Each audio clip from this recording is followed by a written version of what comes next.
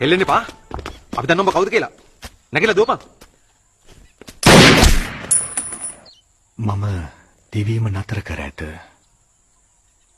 නීතිය ක්‍රියාත්මක කිරීමට බැඳී සිටින ඔබගේ ඕනෑම නීත්‍යානුකූල විධානයකට මම එකඟයි. පොලිසියලා කට වහපන්. උඹේ බොරුවට රැවටෙන්නේ නැහැ. උඹ අපිත් එක්ක ආවේ නැත්තම් උඹ බරලා මිනිහරි අරගෙන යනවා. මම මරණ බියෙන් ගැලවී ඇත. ඒත් මට නීතියට අවනත වෙන්න අවශ්‍යයි. ඒ නිසා අනිවාර්යෙන්ම මම ඔබත් සමග එන්නම්.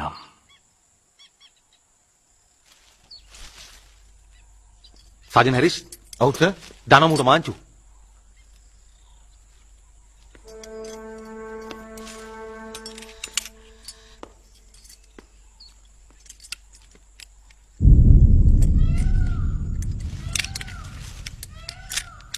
සර් මේක ලොක් වෙන්නේ නැහැ නේ සර්. දෙන වයිෂේ.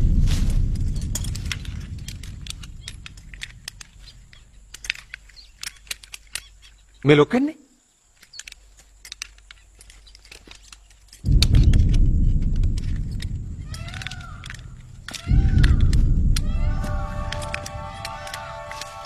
නෑනේ සර් ලොක් වෙන්නේ නෑනේ. මට දෙන වයිෂේ.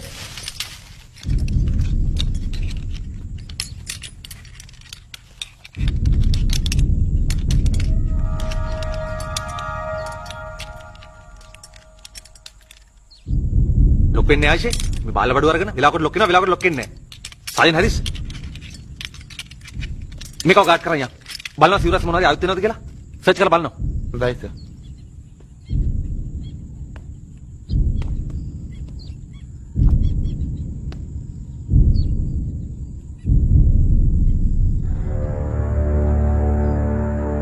all clear sir. යමු. මොකද මේ මොකද සෝබන ගමන? සාජන් හැරිස් දෙන්නෙක් කල්ලාගෙන මූ ඇදලා ගිහින් දාන ජීප් එකට.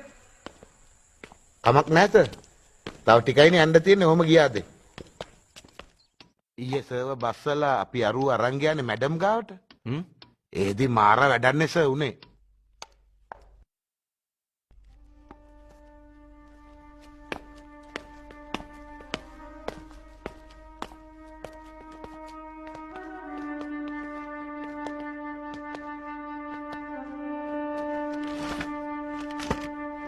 මේරි ඔය සුදුරු දක් කරන් එන්න.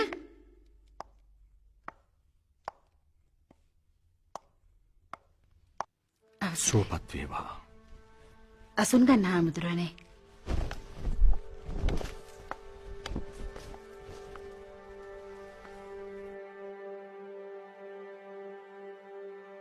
සුවපත් වේවා.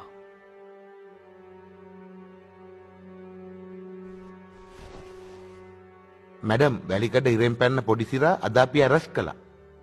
කෝ ඉතින්? අර ඉන්නේ මැඩම්. සාජන්ට පිස්සුද? නැහැ. ඔහු නිවැරදි. ඒ හිරෙන් පැන්න පොඩි සිරා එහෙම නැත්නම් ආර්යසිරි මම තමයි. ඔබතුමිය නීතිය ක්‍රියාත්මක කරන්න.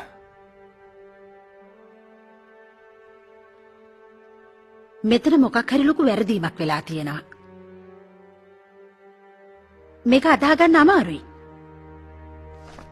මැඩම් මේ තියෙන ෆින්ගර්ප්‍රින්ට්ස් වාර්තාව. මේ අනුව තමයි අපි ආව අරස් කළේ. කෝ බලන්න.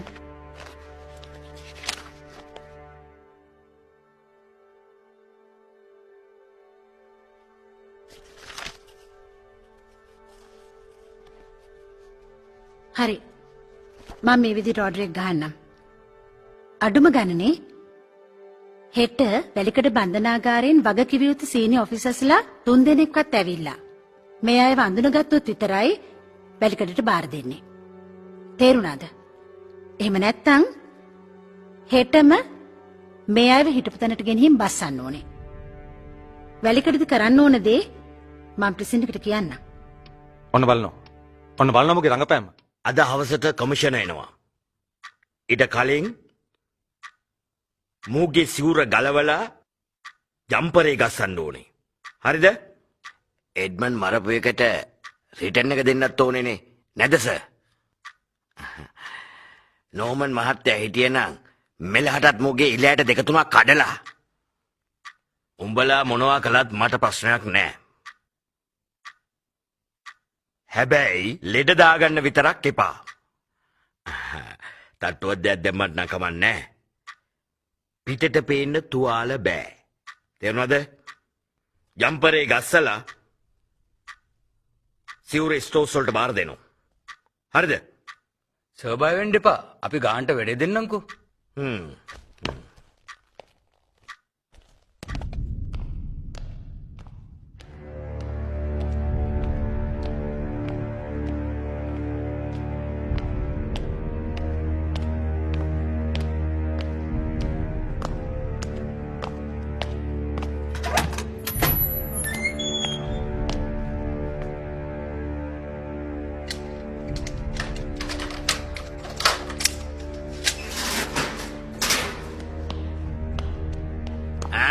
පොඩිසිරා දැන් ඉතින් බොරු නැතුව නැගිටපන්. උඹගේ ෆින්ගර්ප්‍රින්ට්ස් රිපෝට්ස් ඇවිල්ලා තියෙන්නේ. මං හොඳින් කියන්නේ ගලවපන් සිවුර, ගහපන් ජම්පරේ, ගහපන් ජම්පරේ.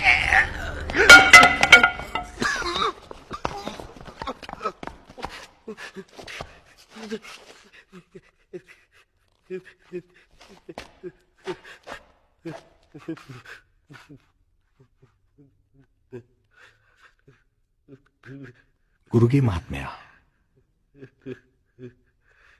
මේ වතුර කෝපය ගන්න.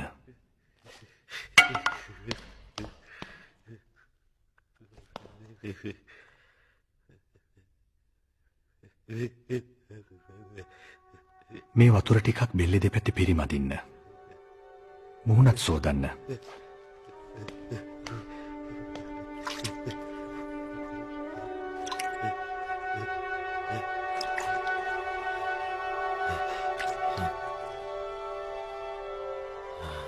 දැන් නැගිට්ටවන්න.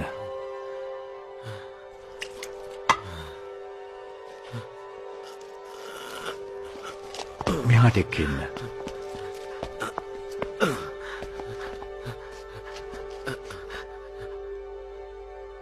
සිත සංසුන් කරගත්තොත් මරික්කාර් මහත්මයාට තව විනාඩි 5කින් සම්පූර්ණ සුවය ලැබේවි. හිතට ආපු අධික කෝපය නිසායි මෙහෙම දෙයක් සිද්ධ වුණේ. ගිහින් වාඩි වෙන්න.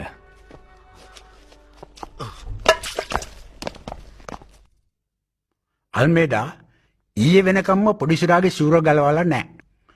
ඇයි මැජිස්ට්‍රේට් අපේ රිපෝට් එක පිළිගත්තේ නැත්තේ? මුගේ රංගපෑම සර්. මුගේ රංගපෑමට. මුගේ රංගපෑමට මැජිස්ට්‍රේට්ට අදා ගන්න බැරුව ගියාලු. මු පොඩිසිරා සර් අපිට එන්න කිව්වේ. විජේසිංහ පොඩිසිරාගේ ෆින්ගර්ප්‍රින්ට්ස් රිපෝට් එක ආවා. ඒක පොසිටිව්. මං උදෙම මරික්කාරුයි ගුරුගේ යවුවා. ඌට ජම්පරේ ගස්සලා සිවුර ගේන්න කියලා. බලන්නකෝ දැන් පැය දෙකක් විතර වෙනවා මේ දෙන්න තම නෑනේ. ලෙඩක් දාගත්තද දන්නේ නැහැ. එඩ්මන්ඩ්ගේ කේස් එකෙන් මුන් දෙන්න තරහින් හිටියේ. මේ ඉක්මනට ගිහින් බලනවා. පුළුවන් තරම් ඉක්මනට ඌට ජම්පරේ ගස්සලා සිවුර ගේනවා. ලෙඩ දාගන්න එපා. තේරුණාද? Okay sir. ඕකේ. ඕකේ.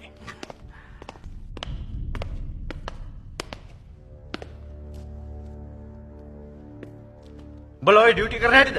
අන්න අර බොස් බලන් ඉන්න උඹලා එනකම්. මූත් තාම සිවුර පිටි. අද මම මුගේ සිවුර ගලවලා මිසක් යන්නේ නැහැ. අද මං උඹට හිටපන්. නේ පොඩිසිරා. උඹ හිරෙන් පැනලා ගිහලා මැජික් ඉගෙනගෙන ආ? උඹේ ඔය මැජික් වලට මාව බය කරන්න බෑ.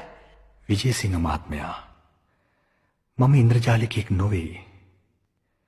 මා කලේ ඔබගේ සිත තුළ කෝපයෙන් දැවෙන ගිනිතැල් ඔබටම පෙනෙන්නට සැලැස්වීම පමණයි. පිල්ලේ දීපා මුගේ ඔළුවට එකක් කලන්ත දාලා වැටෙන්න. ඉතුරු වැඩේ මම බලන්න.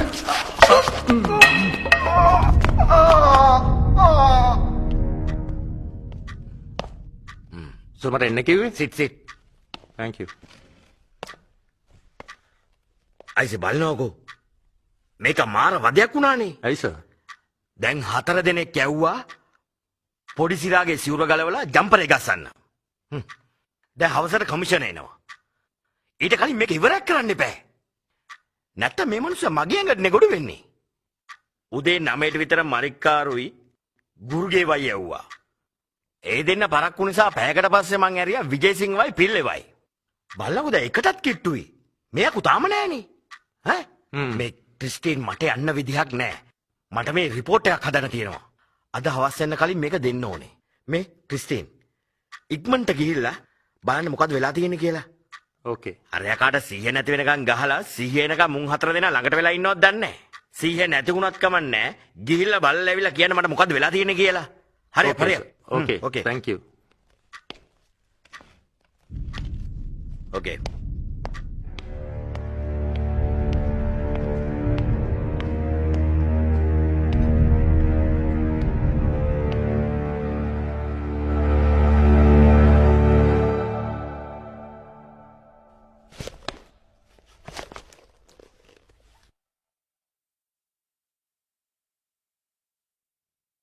අවසරයි හාමුදුරනේ.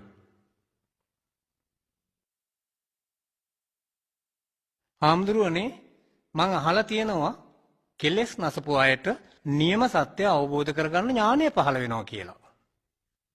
සිතක් ආශාවන්ගෙන් මිදෙන්න ඒ සිතට ඇතුළු වෙන්නේ සත්‍ය, යුක්තිය, සාධාරණත්වය, සමානාත්මතාවය, සැනසිල්ල, සහනේ වගේ දේවල්. දැන් ලෝකේ හැම රටකම ඒ වගේම අපේ රටේ අහස උසට ප්‍රශ්න.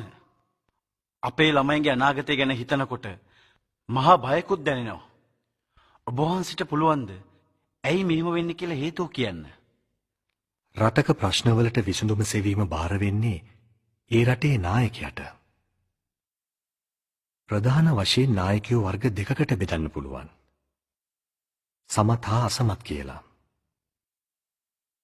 සමත් නායකයෙක් වුණොත් ඔහු සියලු ප්‍රශ්න විසඳාවි. අසමත් නායකයෙක් වුණොත් රටේ ප්‍රශ්න වැඩි වේවි. අවුරුදු 30ක පමණ කාලයක් ගලා යන අසමත් පාලනයක් කෙලවර වෙන්නේ මහා ලේවිලකින්. තමන්ගේ සීමිත පාලන කාලයක් අවසානයේදී ඕනෑම නායකයෙකුට දැනගන්න පුළුවන් තමන් සමත්ද අසමත්ද කියන එක. අසමත් නම් වහාම ඉවත් වී වෙනත් කෙනෙකුට ඉඩ දෙන්න ඕන. එවිට යම් දිනක සමත් පාලකයෙක් ඒ රටට ලැබෙවි.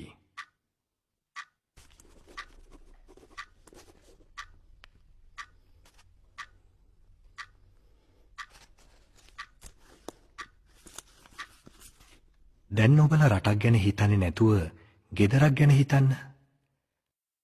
පියා තමයි ගෙදර නායකයා. ගෙදර ළමයි 10ක් 12ක් ඉන්නකොට ඒ හැමදෙනාම හොඳින් රැක බලා ගන්න එක පියාගේ වගකීමක්. ළමයින්ට උගන්වන්න ඕන. ලෙඩ වුණාම බේතේ තරම් දෙන්න ඕන.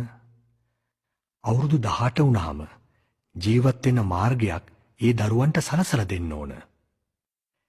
ඒවා පියෙකුගේ යුතුයකම් හා වගකීම්. ඒ වගේම ඒවා ඒ ළමයින්ගේ අයිතිය සහ උරුමය. එහෙමයි හාමුදුරනේ.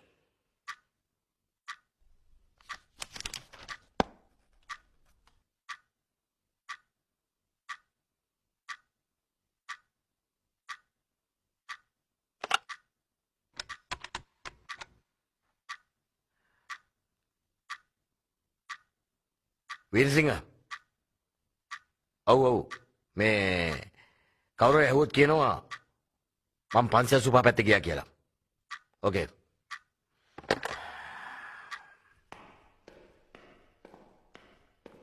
යම් කෙනෙකුට හෝ යම් පවුලකට හෝ යම් දේශයකට හෝ තම වියදමට සරිලන ආදායම උපයා ගන්න අසමත් වේ නම් ඒ කියන්නේ තමාගේ ආදායම ඉක්මවා වියදම් කරනවා නම් ඒ පුද්ගලයාට හෝ ඒ පවුලට හෝ ඒ දේශයට අනිවාර්යෙන්ම සිද්ධ වෙනවා අනුන්ට අතපාන්න.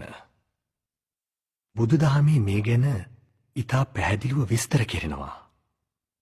මේ විදිහට කාලයක් ගියොත් පුද්ගලයෙක් හෝ පවුලක් නම් ඒ පුද්ගලයා හෝ පවුල සිඟමනට වැටි විනාශ වී යනවා. ඒකේන භෝගේ පුංජෙය්‍ය දුයිහි කම්මම් පයෝජයේ චතුත්තංච නිදාපේය ආපදාසු භවිස්සති. තම ආදායම සහ වියදම කළමනාකරණය කරන විදිහ ගැන සිංහාලෝවාද සූත්‍රයේ සඳහන් වෙන්නේ එහෙමයි. ගිහි ජීවිතය සාර්ථක කර ගැනීමට අනුගමනය කළ යුතු ක්‍රියාමාර්ග 4ක් වියග්ගපජ්ජ සූත්‍රයේ සඳහන් වෙනවා. චත්තාරෝ මේ වියග්ගපජ්ජ දිට්ඨ ධම්ම හිතාය සංවත්තන්ති කතමේ චත්තාරෝ. මොනවද මේ 4? උට්ඨාන සම්පදා, ආරක්ඛ සම්පදා, කල්යාණ මිත්තතා, සමජීවිකතා. මෙහි සමජීවිකතා කියන්නේ තම ආදායම අනුව වියදම කළමනාකරණය කළ යුතු බවයි. දේශයකට මේ මූලධර්මයේ බලපාන්නේ මදක් වෙනස් විදිහකට. මනා කළමනාකාරීත්වයකින් තොර දේශයක එක් කොටසක් අන්ත අසරණ තත්වයට පත්වෙනවා. රටේ සම්පත් විදේශීය ආධිපත්‍යයට නතුවීමේ අවදානමට ලක් වෙනවා.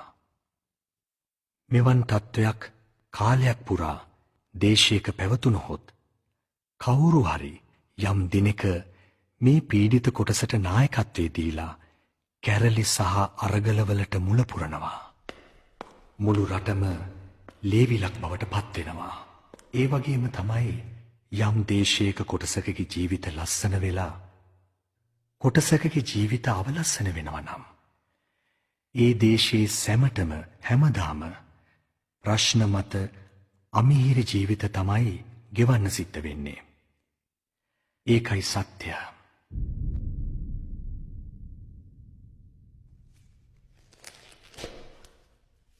මෙන්න දැන් ලැබුණු විශේෂ ප්‍රවෘත්තියක්. ඒ උදේ යටකල රාජමහා විහාරාධිපති පූජ්‍ය අහුන්ගල්ලේ ශ්‍රී රත්නජෝති හිමියන් සිරගතව සිටින පොඩිසිරා සම්බන්ධව ජනාධිපතිතුමන් සමග කරන ලද සාකච්ඡාවකට අනුව ගල්ලේ අරියදම්ම නමින් මහණව සිටි පොඩිසිරා සියලු චෝදනාවලින් නිදොස් කොට නිදහස් කිරීමට තීරණය කරන ලදී. ඒ අනුව හෙට උදෑසන 10:35ට හෙතෙම බන්ධනාගාරයෙන් නිදහස් වීමට නියමිතය. මේ සම්බන්ධව වැඩි විස්තර රාත්‍රී 9ට බලාපොරොත්තු වන්න.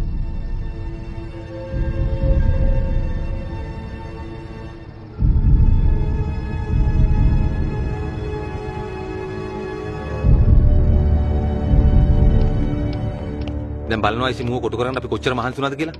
දැන් මුව හෙට නිදස් කොට නිදහස් කරනවා. ඒක වෙන්න බෑ. කොහොමත් ඒක වෙන්න දෙන්න බෑ. මට තියෙන පුදුමයයි මුගේ රඟපෑමට මේ හැමෝම අහුවෙන එකනේ.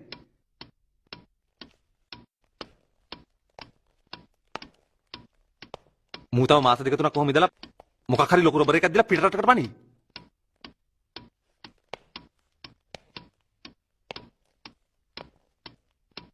මං කොහොමත් ඒකට ඉඩ තියන්නේ නැහැ.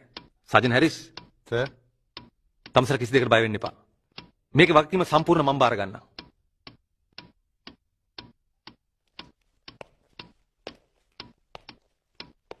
සජන් හැරිස් මිනිහා නිදහස් වෙලා යන දවසට අපි එතන ඩියුටි. මං කියන්නම් ඒ ධර්ම මොනවද වෙන්න ඕනේ කියලා.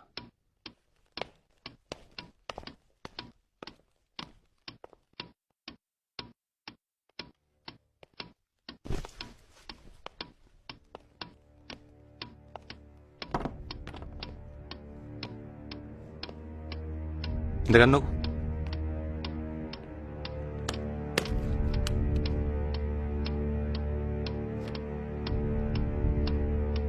සජන් හැරිස් සර් මේක පත්තරයකින් වහගෙන යන්න ඕනේ. මං කියන්න වැඩේ කරන්නේ කොහොමද කියලා.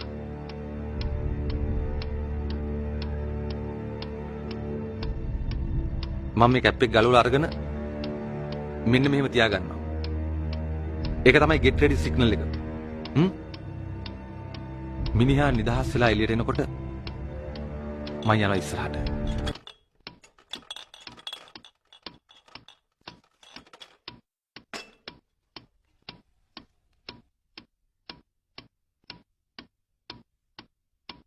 මම මේ කොළුවට දාගන්නේ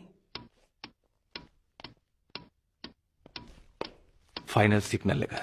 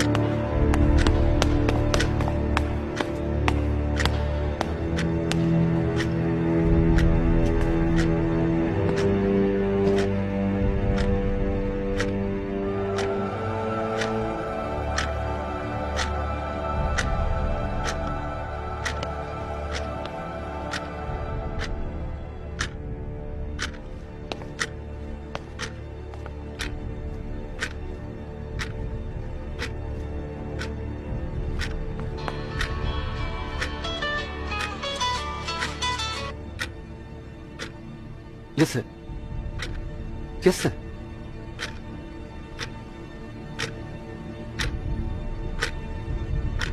Okay. Okay, sir.